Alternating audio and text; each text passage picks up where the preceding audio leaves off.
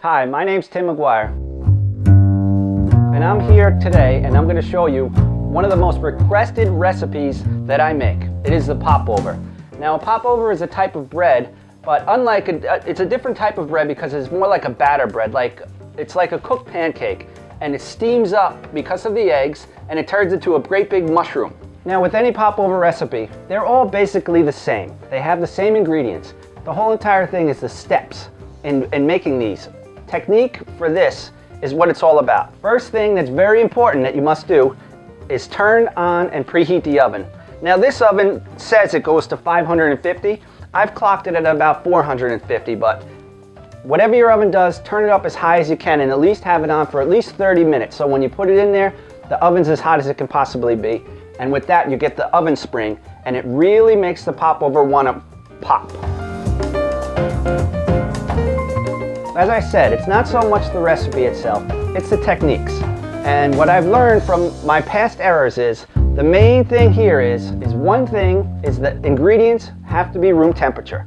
The second thing is, after the initial blend, you must let the batter rest. With these two things, you're on the right road to success for making popovers. Now, the ingredients are simple: eggs, flour, fat, and liquid. Liquid, you may use anything that your heart desires.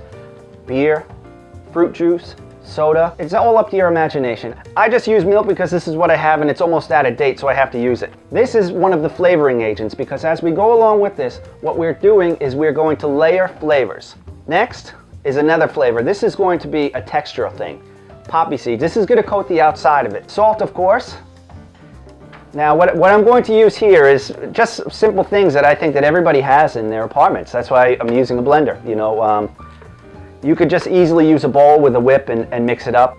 The first ingredient that we use is the liquid. Now, take my liquid measuring cup, and it is 1.5 cups of liquid. The next ingredient is the flour. 1 cup. Fill it up, and then just level it off.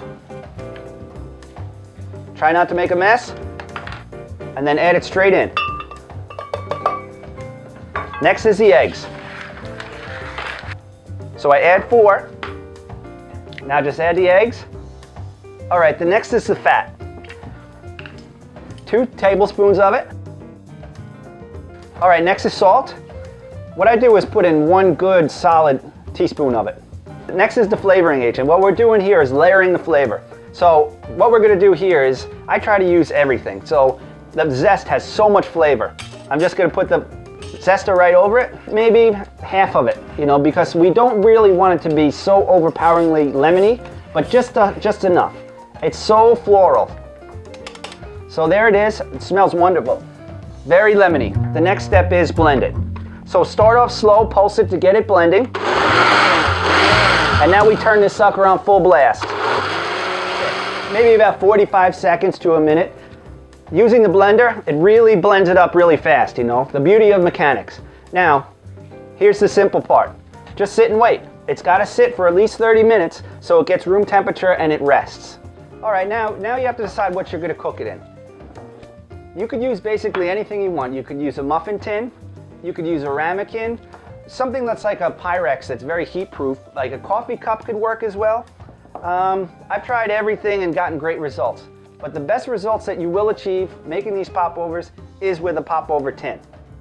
Very small on the bottom and a lot bigger on top. So when it starts to cook, from the heat from the bottom, it pushes this thing up and it really puffs up like a great big mushroom. The thing about it is, the secret of success with most baking things is not washing them. Now, it's all right if you do it, but it creates this non-stick film on there, which is called a patina. That assures me, without washing it, that there will be non-stick on there and they will come out as big and popped as possible. What I'm going to do is just slightly spray it with non-stick spray, just to be safe that they don't stick. Because if they stick, then they will not be able to pop. Now with this, I just take the poppy seeds, and again, you could use anything as long as it's not too heavy. Next, I take the popover batter and I fill it to about 3/4 full. You don't want to go too far because if you fill it up too much more, then it will overflow. Put a little bit more poppy seeds on the top Now here again, you could use anything. Sesame seeds work really well as well. All right, now they're all filled up and they're ready for the oven. Now, always remember, safety first. The oven's been on now for about 30 minutes at 500 degrees, so this sucker's really hot now. Now, when I open up the door, the heat is gonna waft out. So please, stand back, open it up and allow the heat to release. Otherwise, you're gonna burn your eyebrows off. Try to fast so you don't let all the heat out. In the back center, and that's it. Now, with the popovers, this is another step that's pretty important. With this oven, we don't have a glass door, so I'm gonna have to rely on my nose. You cannot open these things prematurely because before it caramelizes and sets up, if you open it up too fast, the popovers will flop. So you have to judge it by your nose. It's really, really easy. Just think about this. They normally cook about 40-45 minutes, right? Now, if something smells burned, it's normally burned. So trust your nose and come over and give the oven a sniff, and you can pretty much tell when they're done.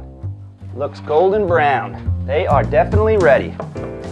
So now let's have a look at the finished product. See, because of the shape of the popover tin, it allows it to pop up just like a mushroom.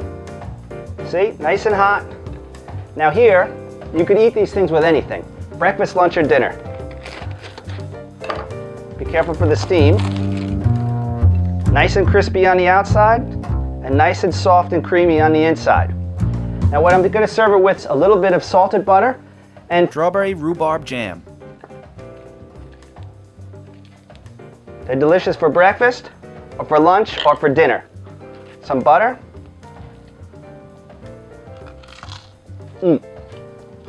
Nice and crispy. So good.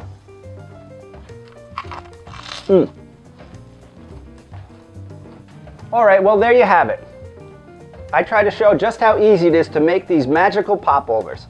My name is Tim McGuire, and thanks for watching.